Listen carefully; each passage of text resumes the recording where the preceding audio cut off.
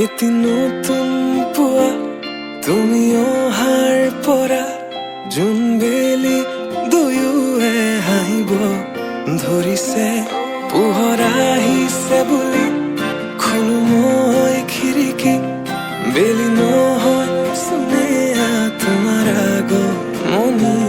যদি কবি হওঁ মই কবিতাৰ ছন্দ তুমি হবানে?